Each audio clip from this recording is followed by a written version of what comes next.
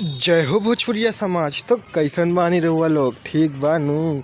जी हाँ, तो सुपरस्टार भोजपुरी के बहुत ही फेमस एक्टर अरविंद अकेला कल्लू जी लेकर आ रहे हैं बहुत ही भोजपुरी की ब्रांडेड मूवी। जी हाँ दोस्तों, एक से बढ़ के एक धमाकेदार हिट पर हिट मूवी देने वाले सुपर स्टार अरविंद अकेला कल्लू जी एक और धमाकेदार मूवी लेकर आ रहे हैं। जी हाँ दोस्तों, जिसका फर्स्ट लुक हम लोगों के बीच में वायरल कर दिया गया है। और दोस्तों, इस शादी का बोल है, इस शादी का टाइटल है, इस शादी का नाम है शादी बाई चांस।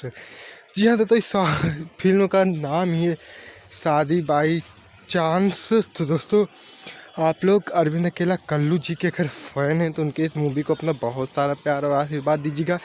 दोस्तों, बहुत ही जल्द इस फिल्म का टीजर हम लोगों के बीच में रिलीज किया जाएगा, उसके बाद ट्रेलर भी आने वाला है और फिल्म तो आने ही वाली है। दोस्तों, उसके पहले अरविंद अकेला कल्लू जी की एक और धमाकेदार मूवी आने वाली है, तो दोस्तों उसको भी आप लोग अपना प्यार और आशीर्वाद दीजिएगा।